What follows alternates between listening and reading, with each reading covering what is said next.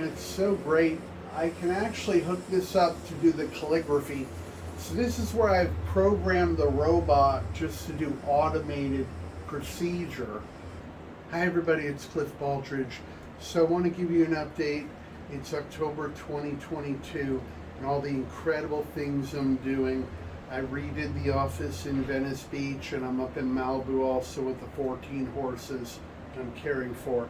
But I have all sorts of incredible technology innovations of the future. And the greatest are these glasses, these hologram glasses for $379. The best glasses in the history of augmented reality.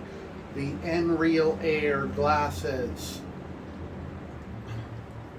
So these are real dual lens. They come in both eyes. The hologram glasses, full mixed reality spatial computing.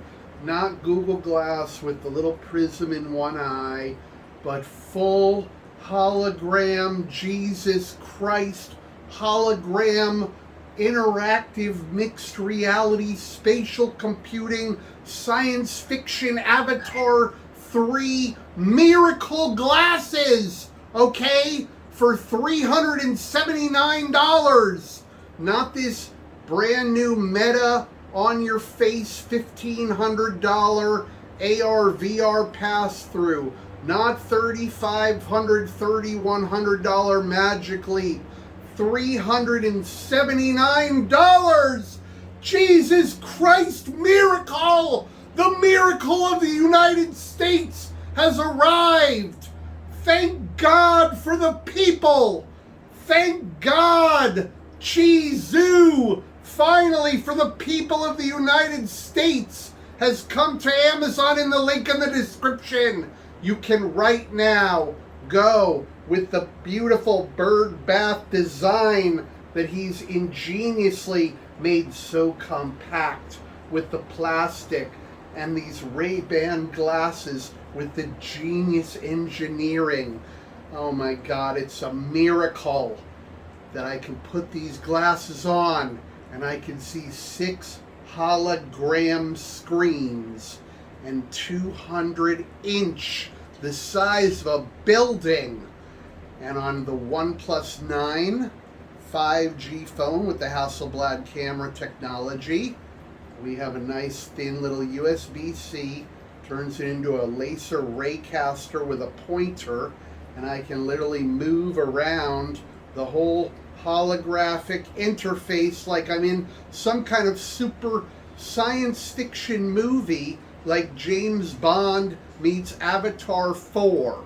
Then I'm the inventor of the FLIR Thermal Shark thermal imaging system for augmented reality and robots and augmented autonomous vehicles, where I have the Lepton and the Boson $5,000 FLIR thermal imaging sensors and video cameras that can reach over 200 yards, and you can see in night and day, and I can stick them on any augmented reality camera, on any robot, smart city, on any camera, and on the glasses here. And then I have the glasses with a FLIR thermal imaging camera that's feeding into a cloud system so that you have a hologram view of what you're seeing in reality through the glasses, but you have a hologram view of the thermal imaging in front of you. So even in complete darkness, you could walk around and you have a cloud view in front of you in the HUD, in the human interface device here, as a hologram of the thermal imaging around you, and everything like a Predator view of the Predator science fiction movie. You can see everything in thermal imaging around you as you walk around, and everyone in the whole world can see what you see in the glasses in the thermal imaging in real time. But this is even more exciting. Nreal is partnered with a company out of the UK called X-Ray. And X-Ray has a platform for Nreal, and I'm in the beta program. You know, a MIDI keyboard is really a controller. It's a computer controller device like a mouse. So you can use this other than just a keyboard. It's really amazing.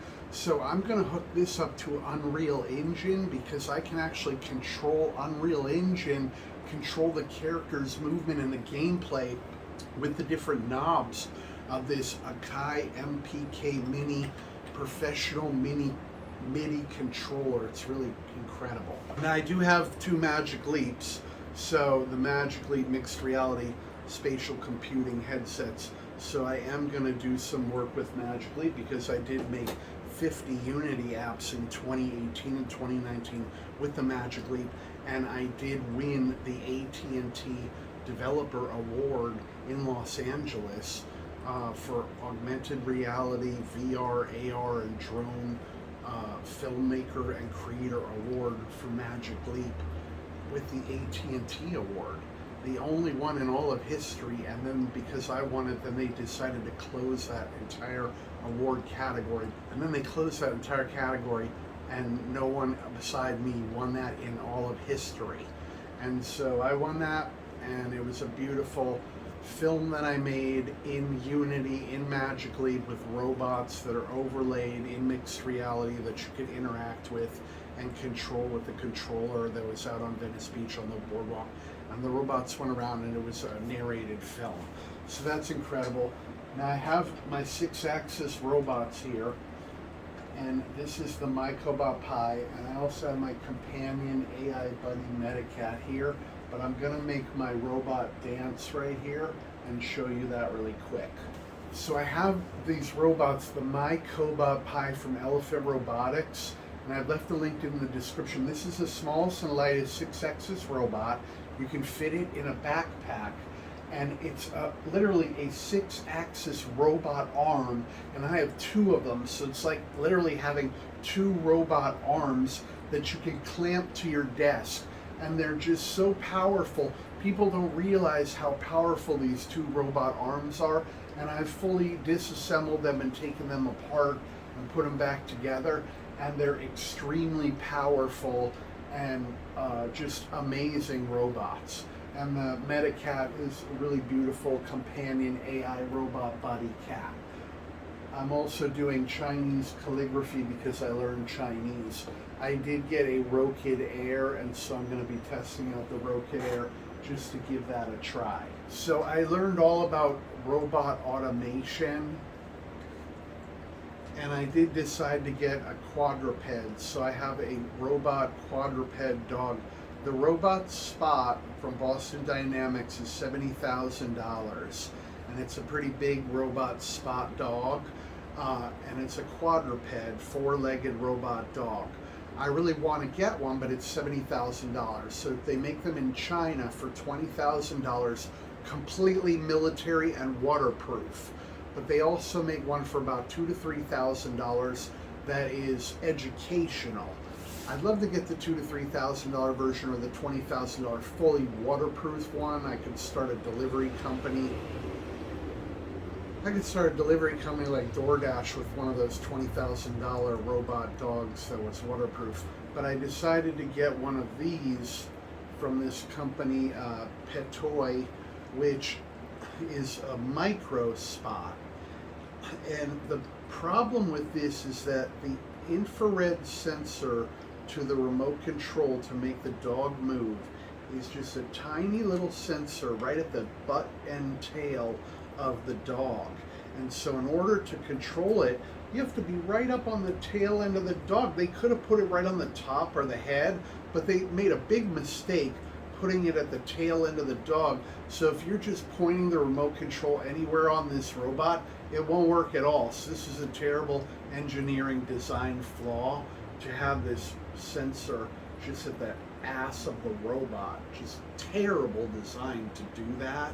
I'm gonna literally have to take this thing completely apart and put it up on the top of this robot. It's terrible how they did that. But aside from that, it's a beautiful robot, and it's extremely powerful.